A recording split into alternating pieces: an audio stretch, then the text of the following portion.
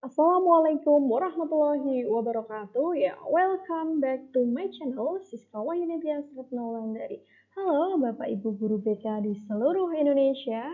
Tentunya, kali ini saya akan membahas sesuai dengan request dari teman yang baru saja subscribe ya. Bagaimana terkait dengan contoh studi kasus di ujian PPG.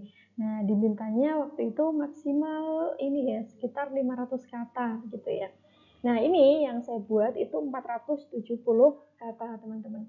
Tapi masih bisa dikombinasi, dikembangkan lagi gitu. Nah, sebenarnya kuncinya ketika teman-teman ingin membuat studi kasus, memang secara konsep teman-teman harus sudah paham akan membahas case-nya apa gitu ya, masalah apa sih yang akan diangkat, kemudian nanti akan menggunakan teknik pendekatan apa begitu. Dan sebaiknya biar kita lebih menguasai, teman-teman bisa gunakan kasus-kasus yang sudah pernah teman-teman ini ya tangani gitu ya. Nah, itu akan lebih bisa merangkai sebuah kata yang secara otomatis lebih cepat dalam mengetik begitu. Oke, teman-teman yang belum subscribe silakan untuk klik tombol subscribe-nya dan juga aktifkan loncengnya agar selalu mendapatkan notif di saat saya share video. Dan untuk teman-teman yang sudah subscribe, saya ucapkan terima kasih. Semoga teman-teman semuanya bisa sukses dan lolos di ujian PPG. Oke, langsung saja kita ke slide berikutnya. Nah, ini pertanyaan pertama kalau di tryout begitu ya, contohnya gitu, terkait bagaimana permasalahan apa yang pernah Anda hadapi. Nah, berarti kita mengambil kasus yang pernah kita tangani saja. Ini saya contohkan, saya pernah menangani siswa yang bernama Dina, seorang siswi SMP berusia 14 tahun. Nah, mengalami kesulitan dalam kehidupan sehari-hari akibatnya adalah fobia terhadap nasi. Ketakutannya bermula dari pengalaman masa kecil saat dipaksa makan nasi hingga dia muntah. Nah, setiap kali melihat atau mencium aroma nasi, Dina langsung merasa mual dan cemas. Kondisi ini membuatnya menghindari acara makan bersama keluarga atau teman-teman. Nah, serta kesulitan berkonsentrasi di sekolah karena khawatir akan menu makan siang. Nah, padahal pasti makan siangnya nasi gitu ya. Fobia ini telah menyebabkan Dina kehilangan berat badan dan sering merasa lelah karena tentunya asupan gizinya kurang gitu ya sehingga mudah sakit. Dina membutuhkan bantuan profesional untuk mengatasi fobia ini dan dapat menikmati makanan dengan tenang tanpa ada rasa ketakutan dan kecemasan secara berlebihan. Nah, kemudian di slide berikutnya, nah, pertanyaannya adalah bagaimana upaya Anda untuk menyelesaikannya. Nah, di sini kita sampaikan pendekatan-pendekatan apa yang akan kita lakukan. Nah, di sini saya mencoba menangani dengan menggunakan pendekatan kognitif, kemudian behavior therapy, atau biasa disebut dengan CBT. Nah, kenapa kognitif behavior therapy? Karena di situ ada kognisinya, kognitif, pola pikir yang tidak sesuai gitu kan, sehingga berdampak kepada behaviornya, kepada apa, perilakunya. Ada munculnya apa perilakunya, ya tadi dia akan mual, cemas jika ketemu dengan nasi. Nah, teknik yang digunakan kita langsung sampaikan saja di ini apa namanya soal ini. Nah, kita gunakan di CBT ini dengan teknik desensitisasi sistematis. Secara bertahap, klien akan dihadapkan pada rangsangan yang memicu kecemasan. Dalam hal ini, nasi dalam lingkungan yang aman dan terkendali. Intensitas paparan akan ditingkatkan secara perlahan-lahan hingga klien dapat menghadapi nasi tanpa mengalami kecemasan yang berlebihan. Nah, kemudian selain teknik desensitisasi sistematis, kita bisa menggunakan dengan restrukturisasi kognitif. Klien diajarkan untuk mengidentifikasi dan mengubah pikiran-pikiran negatif yang terkait dengan nasi. Misalnya, mengubah pikiran, nasi akan membuat saya sakit menjadi nasi akan adalah makanan yang aman dan bergizi.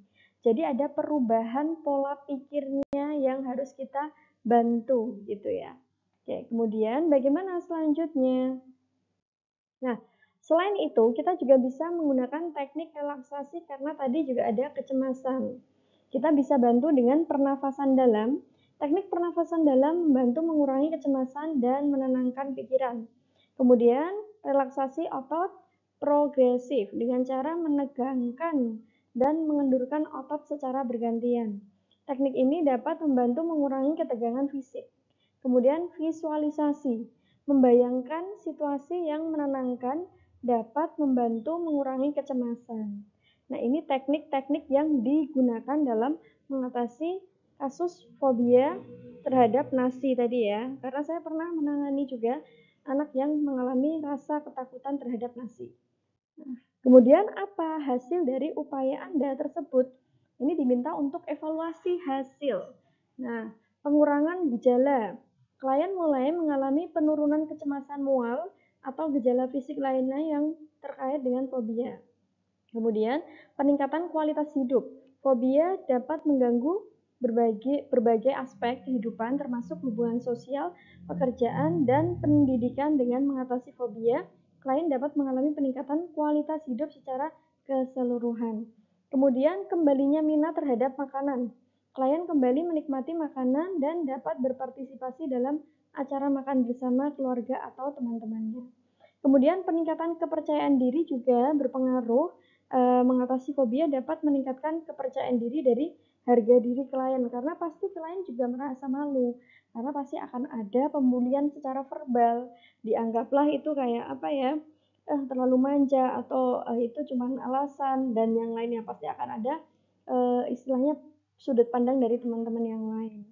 Nah, gitu. Kemudian bagaimana cara selanjutnya, langkah selanjutnya setelah adanya hasil? Nah, di sini terdapat pertanyaan pengalaman berharga apa yang bisa Anda petik ketika menyelesaikan masalah ini tadi. Nah, kalau di sini pemahaman tentu saja saya merasa pemahaman yang lebih mendalam tentang fobia. Saya akan mendapatkan pemahaman yang lebih mendalam tentang apa itu fobia gitu. Kemudian bagaimana fobia terbentuk, bagaimana fobia dapat mempengaruhi kehidupan sehari-hari siswa.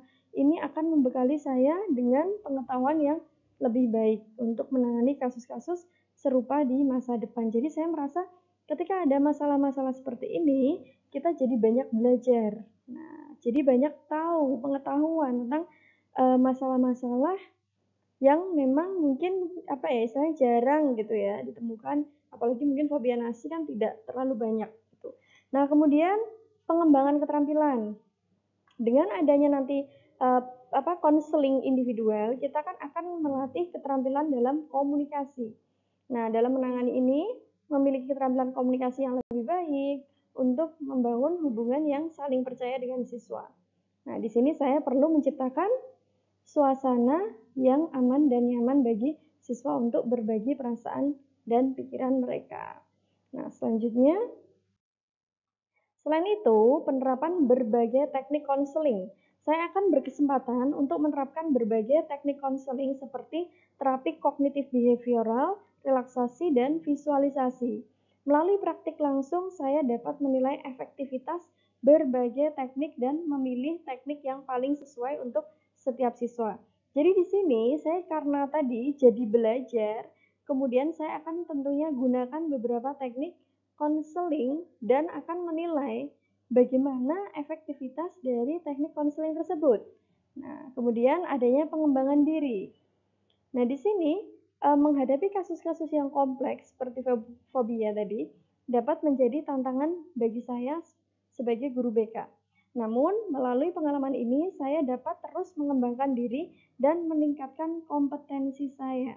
Jadi ketika ada masalah-masalah yang terkadang mungkin baru gitu ya, masalah baru itu menjadi sebuah tantangan untuk saya pribadi sebagai guru BK dan menjadi lebih ingin tahu tentang masalah tersebut. Nah, seperti misalnya mencari informasi atau membaca buku-buku referensi yang berkaitan tentang fobia dalam penanganan, gejalanya, terapinya, dan hal yang lainnya. Dan itu tentu bisa sangat mengimprove bagaimana kompetensi kita agar menjadi guru yang profesional gitu. Dan saya yakin Bapak Ibu guru BK di seluruh Indonesia pun pasti pernah menangani masalah kasus apapun itu. Nah, jadi bisa diangkat, dijadikan jawaban di soal PPG ini, gitu teman-teman. Oke? Nah, jadi itu saja ya, singkat sekali.